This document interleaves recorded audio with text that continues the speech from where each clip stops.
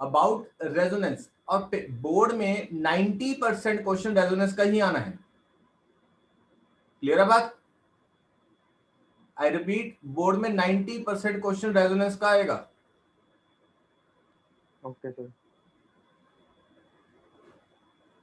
बाकी नहीं आएंगे? बाकी आने के चांसेस कम है, 90% रेजोनेंस। अब जब आरएलसी सर्किट आएगा तो याद करो, जब हमने रेजोनेंस पढ़ी थी क्या पढ़ा था? In an RLC circuit when resonance takes place, XL equal to XC, XL equal to XC, only resistance is left in the circuit.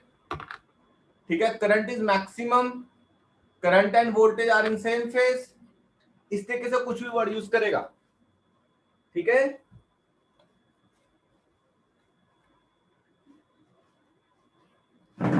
Now, 52 देख, a resistance of 12 ohm, a capacitor of 14 ohm, and inductance of 0.1 Henry. ठीक है, R, L and C. Resistance 12 ohm, capacitor of reactance 14 ohm, Xc 14 ohm. 52 question. L कितना दे दिया? 0.1 Henry. तो XL क्या आएगा? Omega L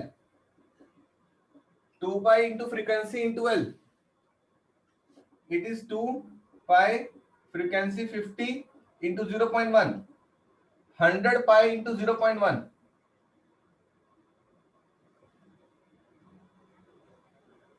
31.4 ohm.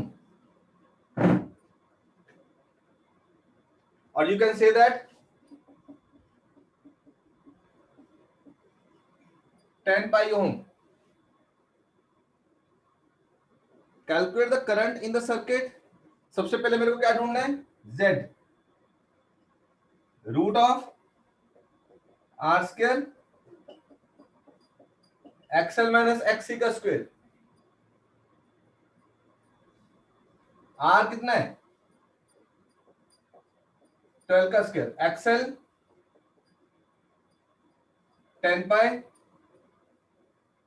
Minus 14 का whole square, it come to 144, 31.4 minus 14, 17.4 का होल स्क्वायर, 144, 17 का होल स्क्वायर 289, 18 का 324, नियरली 300 लिख दूं।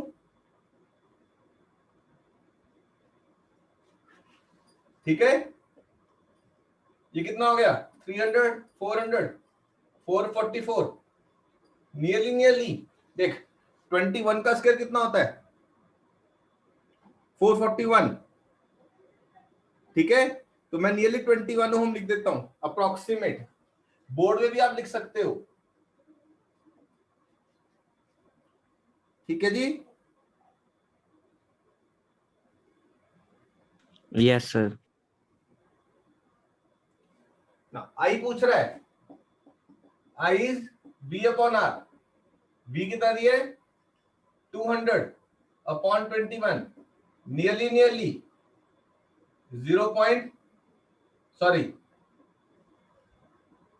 9 एम्पेयर।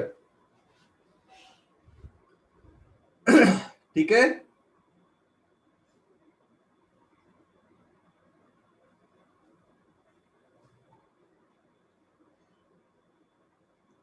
क्लियर? तो 10 निकालना है। हो सकता है वोल्टेज गलत लिखी हो, 220। अगर हमें 220 बाय 21 होता, ये भी 9.4 के आसपास आ जाएगा, 9.4 एम्पेयर।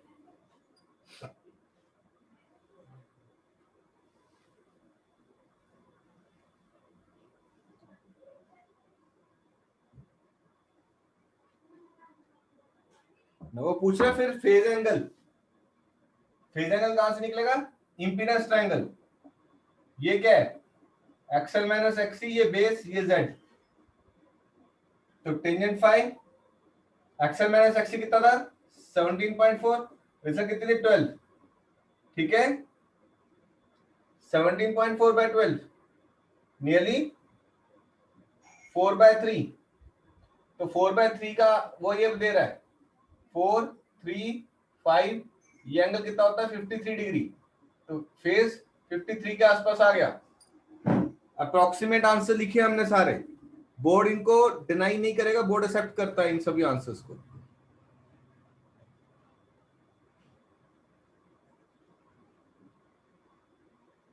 Okay sir. क्लियर बात बेटे?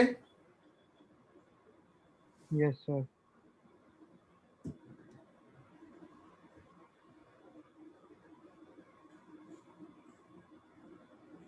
फिफ्टी थर्ड देखो,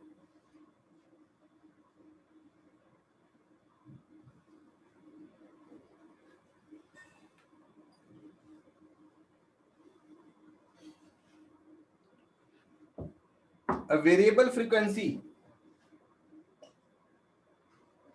वोल्टेज कितनी थी 230 volts, a variable frequency altering voltage source is connected across series combination L5 Henry,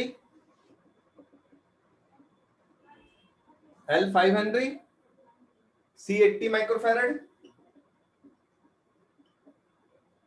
C कितना है 80 माइक्रोफैरड, और रेजिस्टेंस 40 ओम।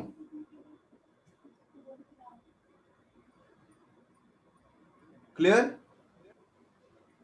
सबसे पहला चीज एंगुलर फ्रीक्वेंसी ऑफ सोर्स, अब ध्यान से रीड कर, angular frequency of the source which drives current in resonance, current in resonance यानी कि XL इक्वल टू XC। तो ओमेगा का फॉर्मूला क्या आएगा 1/√LC। L कितना है 5, C कितना है 80 माइक्रोफैरड, 5 इंटू 80 इंटू 10⁻⁶, तो ओमेगा कितना आ गया 10⁻⁶ ऊपर हो गया 10⁻³ divide by root of 400, 123/20, answer comes to 50 radius per second. Check करो, पहली चीज ओमेगा का फॉर्मूला क्या है 1/√LC। अब देख फिर पूछा amplitude of current at resonance,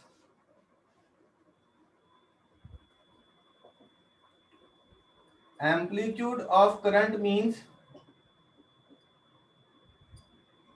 at resonance XL equal to XC, only resistance is left in the circuit। तो करंट का फॉर्मूला क्या बना E0/R, E/R, E कितना है 230, R कितना है 40, 23/4 एम्पेयर, 5.6 एम्पेयर। बड़े कौन सा करंट आया है IRMS, क्योंकि 230 वोल्ट कौन सी वोल्टेज थी RMS वोल्टेज थी, क्योंकि 230 का आगे कुछ लिखा हुआ था नहीं लिखा हुआ था ना। मैं फिर रिपीट कर रहा हूं, जब कुछ नहीं लिखा होता तो RMS होती है वो।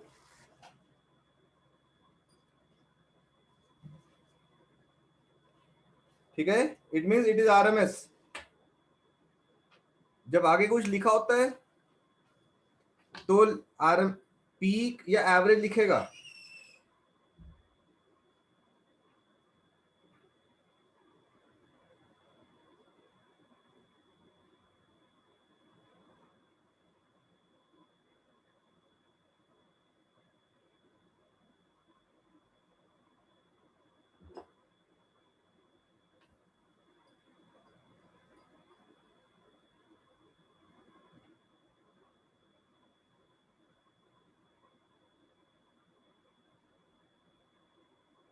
ठीक है, तो पीक करंट कितना निकलेगा IRMS into √2। Peak current is IRMS into √2। Sir हाँ बोल। सर बोर्ड पे लाइट चल रही है, हाँ लाइट आ रही है बोर्ड पे लाइट आ सर रही है लैपटॉप बोर्ड की, पे। Sir laptop. अब देख ठीक है,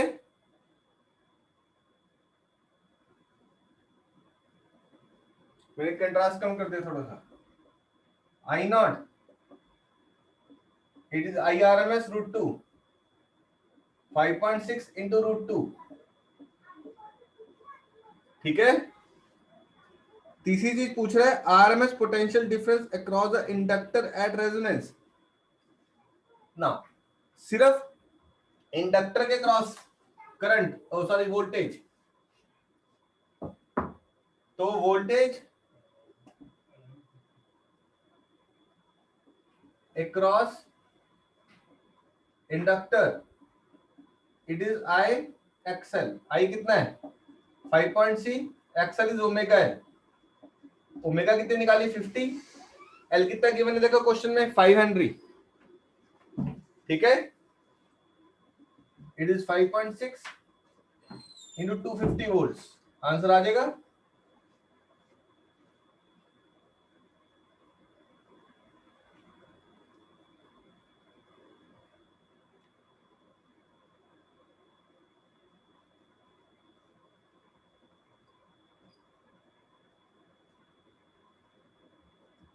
ठीक है बेटा जी, कर दो रहो.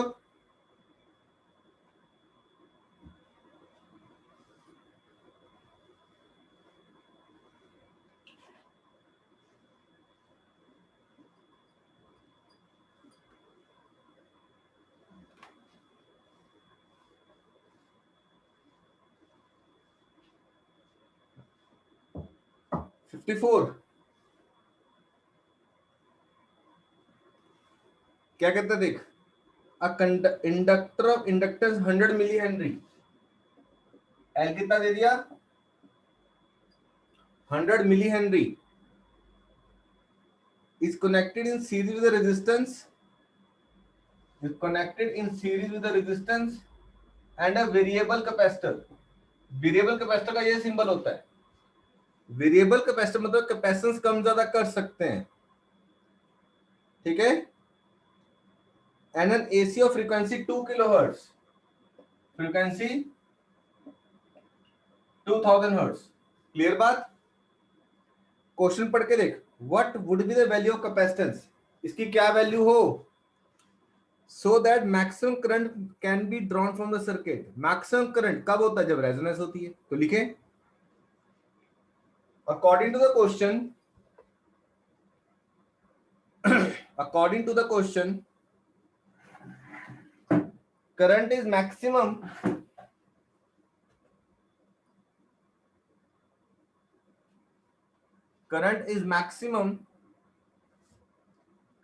at resonance.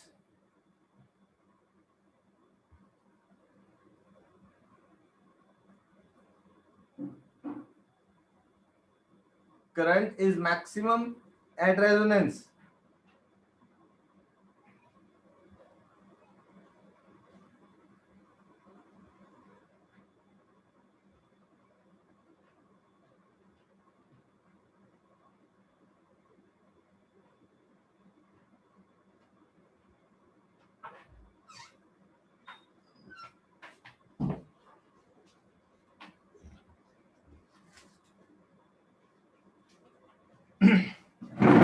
तो मेरे पास फॉर्मूला क्या जाएगा, frequency 1/2 pi root L C. ना स्क्वेयरिंग करें frequency square 1/4 pi square L C. तो C comes to be 1/4 pi square L into frequency का square.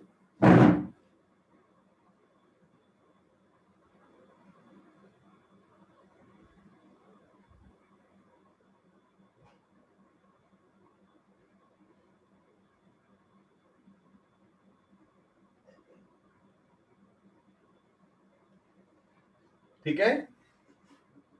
It is 1/4 pi square 10.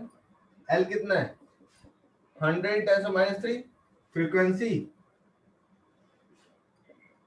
2000 into 2000.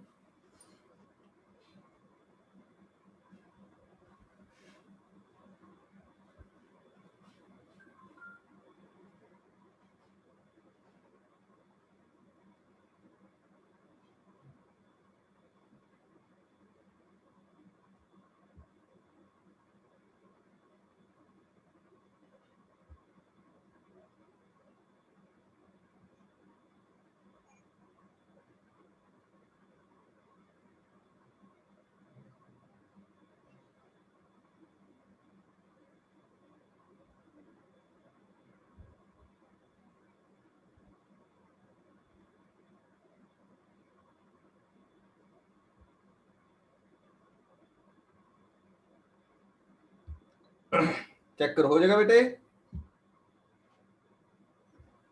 Yes sir.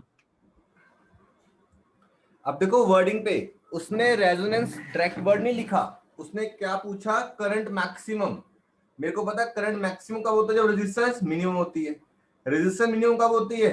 जब resonance होती है। ठीक है, तो इसको ध्यान रखना है। अगला देख 55th, 100 millihenry inductor, 25 microfarad capacitor and a 15 ohm resistor are connected in series to 120 volt 50 hertz supply. Calculate the impedance of the circuit at resonance frequency. Impedance of the circuit at resonance frequency. Now, impedance at resonance यानी कि Z equal to R only, तो resistor कितनी दी है? 15 ओम। तो इसका impedance at resonance क्या हुआ? 15। तो लिखे question 55th।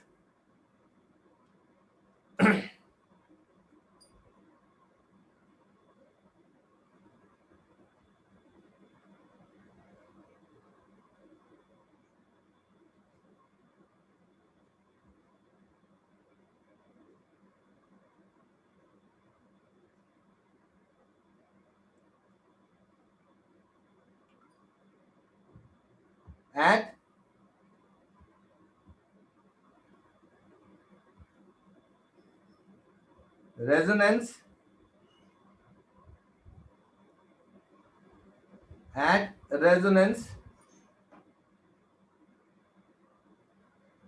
XL is equal to XC. At resonance XL is equal to XC. Therefore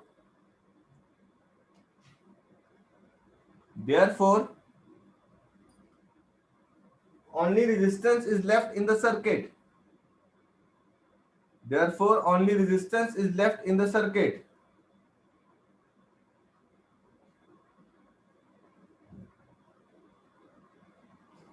Only resistance is left in the circuit.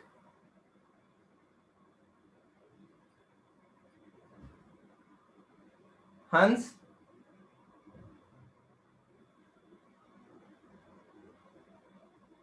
impedance at resonance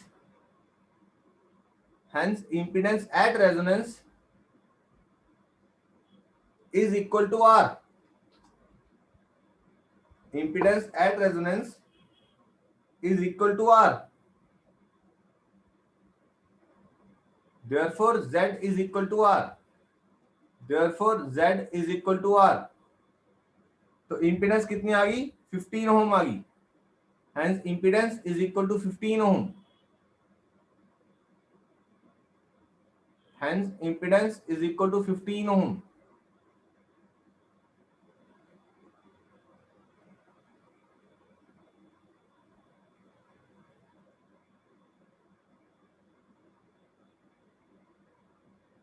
sir impedance क्या होती है? हाँ, इम्पीडेंस इम्पीडेंस Z बेटे शिरांश। Okay sir. ठीक है, तो Z equal to R हो जाएगा ना रेजोनेंस पे। Yes sir. ठीक है, फिर आएगा करंट एट रेजोनेंस। तो I का फॉर्मूला वोल्टेज अपॉन रेजिस्टेंस। ठीक है ना?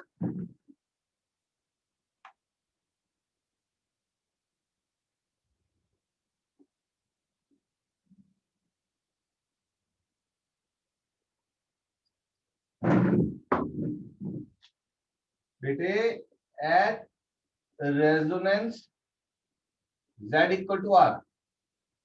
ठीक है, इंपीडेंस इक्वल टू R।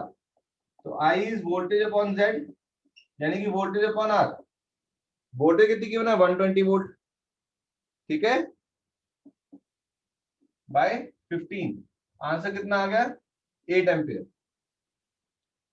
तीसरी चीज पूछ रहा है, रेजोनेंट फ्रीक्वेंसी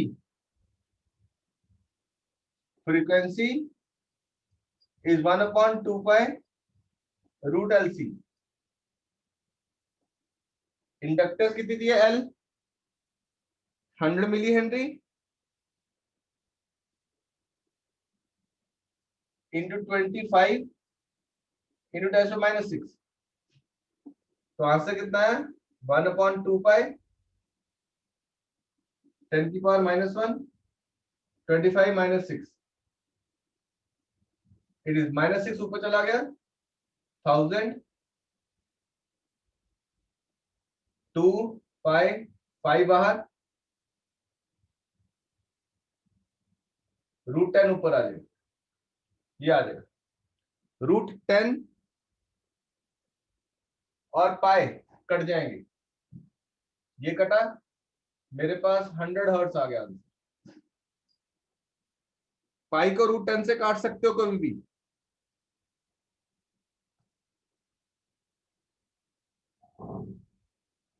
तनिष्क मैंने मैसेज बेटे क्लास ज्वाइन करने से पहले किया था, उसके बाद आपने क्लास ज्वाइन कर ली थी, ठीक है? Okay sir.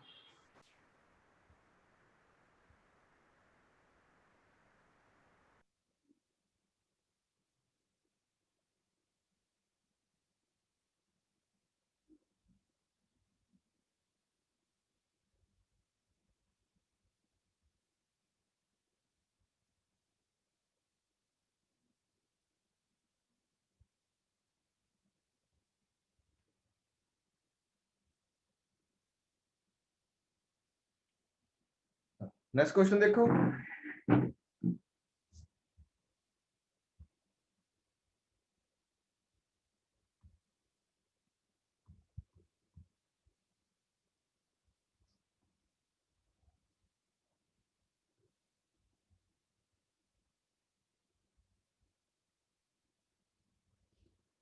अब 56 पे क्या कहता है? A capacitor, a resistance and a 40 millihenry inductor। एक कैपेसिटर दे दिया, एक रेजिस्टर दे दिया और एक 40 मिलीहेनरी इंडक्टर दे दिया, connected in series to an AC source of frequency 60 hertz. Calculate the capacitance और the capacitor current is in phase with the voltage in an RLC circuit. या तो वोल्टेज लीड करते हैं, वोल्टेज लैग करते हैं। तो current is in phase with the voltage only when XL is equal to XC, that is only resistance is left in the circuit। लिखे, लिखो। In an RLC circuit, 56 का answer लिखा रहा हूं। In an RLC circuit, current is in phase with the voltage only when XL is equal to XC। Sir repeat कर दो। In an RLC circuit, current is in phase with the voltage only when XL equal to XC, that is only resistance is left, only resistance is left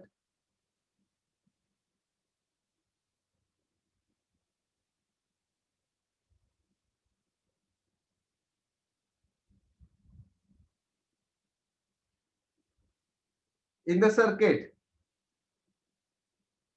only resistance is left in the circuit। It is only when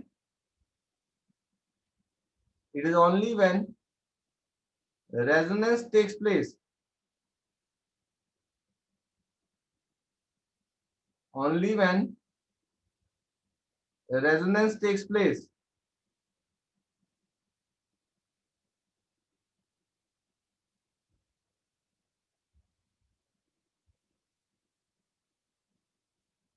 तो आपको C दे दिया, sorry C निकालना, L दे दिया,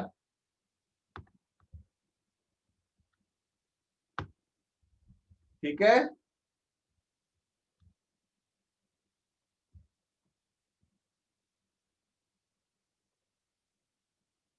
frequency दे दी, formula क्या लगाएंगे? Frequency same 1/2 pi √LC।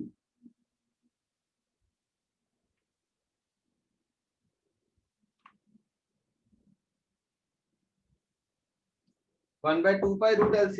मैं स्क्वेयरिंग करूं, फ्रीक्वेंसी का square 1/4π2 C is 1/4π2 L into frequency का स्क्वायर। 4 π² को 10 डाल दूं, L कितना दिया है 40 milli henry, 40 into 10⁻³ into frequency 60 into 60, 3 1 2 3 cut गए। क्लियर? मेरे पास बचा 1/160 इंटू 36 फैरेड। ठीक है, फिर माइक्रो फैरेड में कन्वर्ट कर लो या मिली फैरेड में कन्वर्ट कर लो।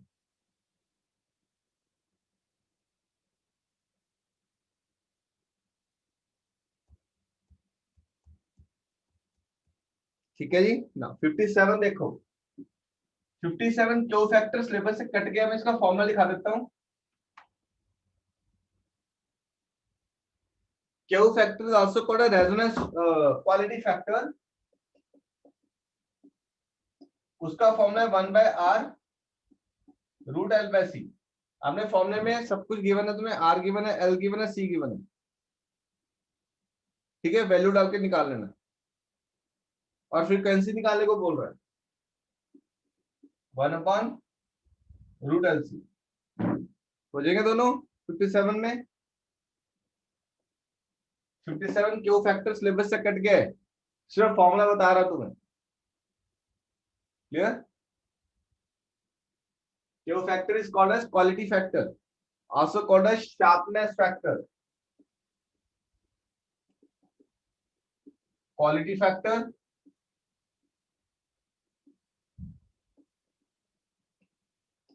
शार्पनेस फैक्टर भी बोलते हैं इसको।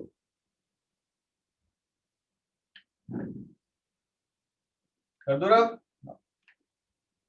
58 देखो,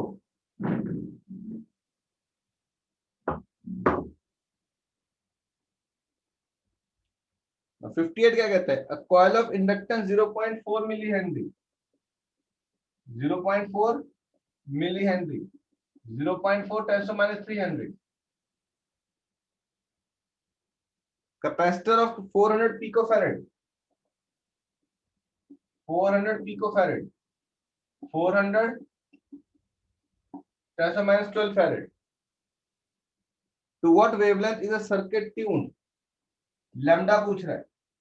सी का फॉर्मूला क्या होता है? न्यू लैम्डा याद है? तो सबसे पहले हम क्या निकालेंगे? Tuned frequency 1/2π√LC। 2π इंडक्टर कितना दे दिया? 4 इंटू 10⁻4 इंटू 400 10⁻12। जब मैं सॉल्व करूंगा ये क्या आएगा? 1/2π, 4 का स्क्वायर रूट 2, 40 का 400 का स्क्वायर 10, सॉरी 20, 10⁻4 का -2, -12 का -6, ये ऊपर चले जाएंगे। ये हो जाएगा 10⁸ डिवाइड बाय 480 पाई हर्ट्ज। ये आ जाएगी, ये आ गई फ्रीक्वेंसी। सी को nu lambda, C is 3 × 10⁸, frequency 10⁸/80 pi into lambda, 10⁸ कटे ऊपर चला गया, 24 pi is lambda, 24 pi is lambda.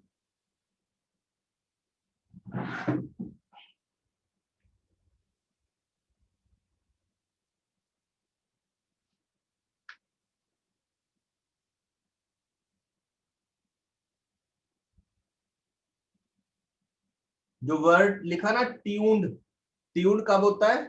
Resonance पे होती है।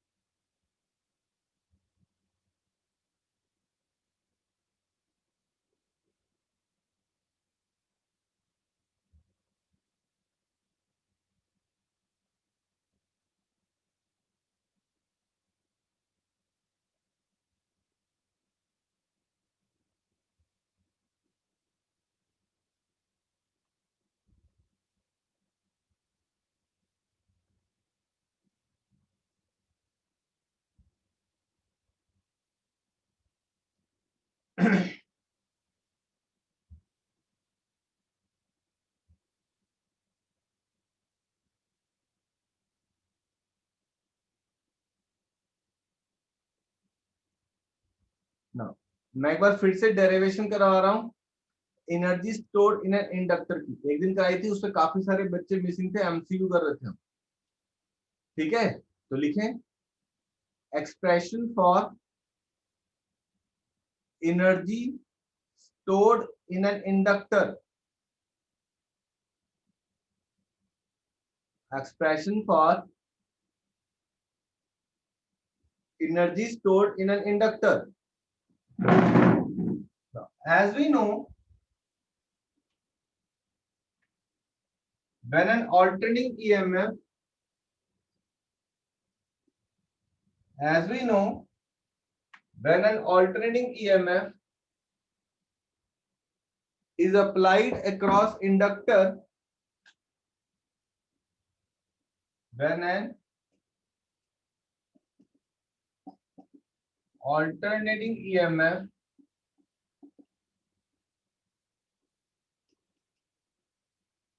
applies across inductor, there is self-induction which opposes any change.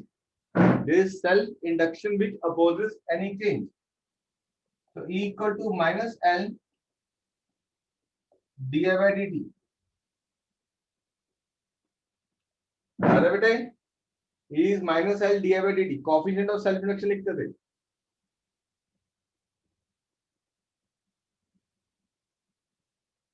Clear ना? पोटेंशियल का फॉर्मूला क्या होता है? Work done upon charge. तो dw work done potential into charge. Let dw is a small work done for charge dq. dw is a small work done for charge dq. तो dw क्या बना? Potential into dq. It comes to be L di by dt into dq. ये dq by dt क्या है? I. L I di. Integrate कर दे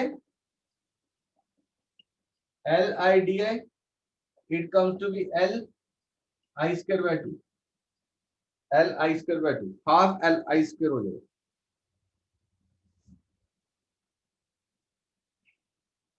half L I square।